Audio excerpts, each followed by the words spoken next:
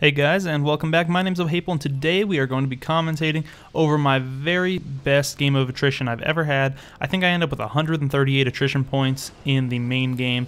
It ends up pretty nicely, and I can't wait to share this beginning with you guys. Look at this. We just dropped. This game is only going to be about 10 seconds in, and I got 10 attrition points right off the bat right here. This is a really nice rush route. Throw a grenade there, get some guys over there with my hemlock. Oh, what a beautiful opening. Stick around, I think you'll enjoy the rest of the gameplay.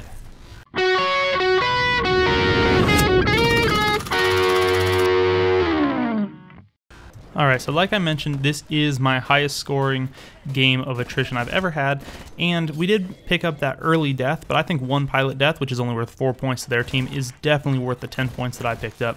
So we got that early lead, and I'm going to kind of talk about how you can get a lot of attrition points in a match.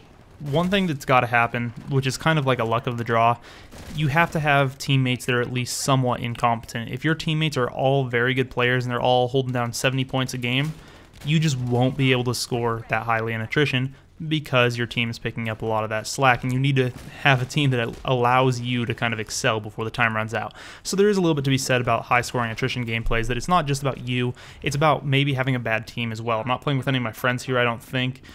And we are taking advantage of the fast learner burn card to get double experience while I'm trying to rush, do a lot of really fast moving gameplay. That way I can help level up a little bit quicker and get me onto that next regeneration. Many of you guys have probably noticed that getting grunt kills is the key to high scoring attrition gameplays. I still get plenty of Titan kills and plenty of pilot kills in this game. However, without those easy grunt kills, I would not have been able to hit 138. So definitely don't just pass those grunts as you see them. Take them out whenever you have the opportunity, and I recommend running arc grenades. As the games progress, usually the beginning of the games, you see a lot of grunts, and they're worth 1 point each. They have half the health of a regular pilot. You can take them out with this hemlock that I'm using with one burst pretty easily. However, as the game progresses, you start to see more and more specters. Now, specters are still only worth 1 point.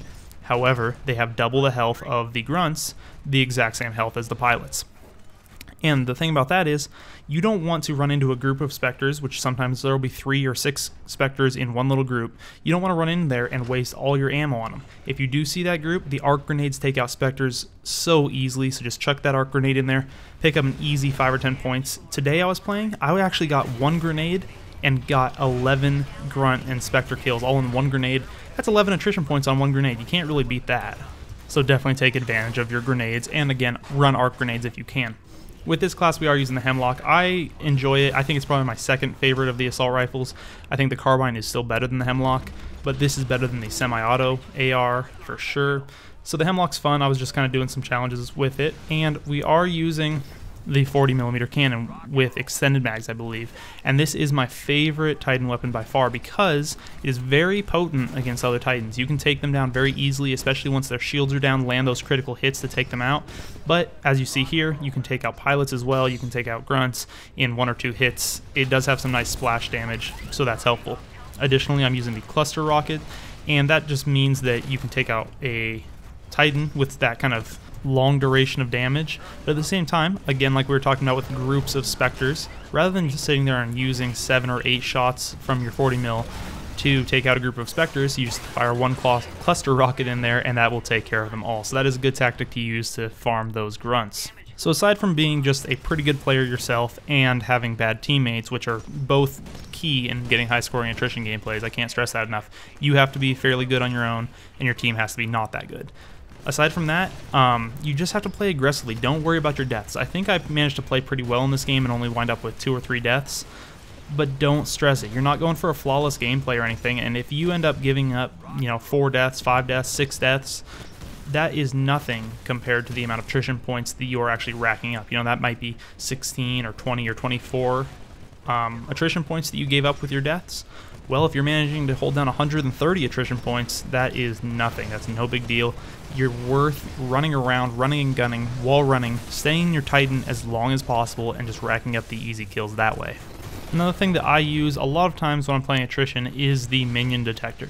Now, a lot of people think the minion detector is kind of cheap, but I'll give you 2 reasons why you should be using it. First off, when you see a drop pod that 3 grunts come down, you don't even have to walk around that corner to get them. You can just throw your grenade there, pick up an easy 3 points, and move along. Additionally, it seems like grunts usually spawn the same way that players spawn. Those drop pods seem to come down in the same areas where the pilots are. So if you see on the map, you can kind of see the distribution of how the battle's going if you have the minion detector on. So you can see, oh, our team's kind of over here, all our grunts are on this half of the map, their grunts are on that half of the map. So you can probably say, I should push to the other side of the map because that's where their Titans are going to be, that's where their pilots are going to be, and that's definitely where their grunts are going to be. Moving right along, the next tip is to definitely use those burn cards if you have them. Sometimes if you notice that you're playing with a bad team, don't look at that as a, oh, I'm going to quit because my team's bad and now we're probably going to lose. Use that opportunity to say, hey, I've got some rare burn cards saved up. I'm going to use my Ghost Squad and my Adrenaline infusion. And those burn cards, the rare ones, they really give you a super huge advantage. Use them in these kinds of situations, because what you'll find is if you have unlimited stim, it allows you to live longer and move faster, and that equates to more attrition points for you. Same thing with Ghost Squad and all of those. It just gives you a major advantage, and that will allow you to get more and more attrition points and hopefully break your own personal best.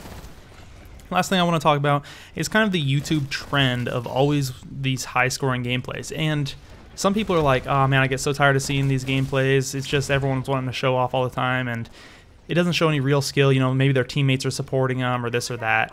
And this has been going on since Call of Duty. Don't go for records because you're going to impress anyone else.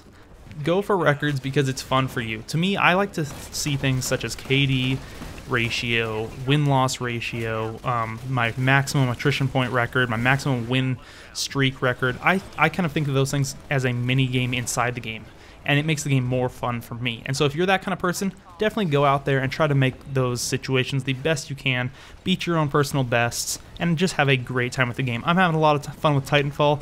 I've been working really hard on my custom controller recently, so I'm going to be bringing you guys a video on that tomorrow. Be looking forward to that. Make sure to check out my app, my mobile app. You'll find a link to it in the description. Go check that out as well. I think it's a lot of fun. And you guys all have a great day. Take it easy.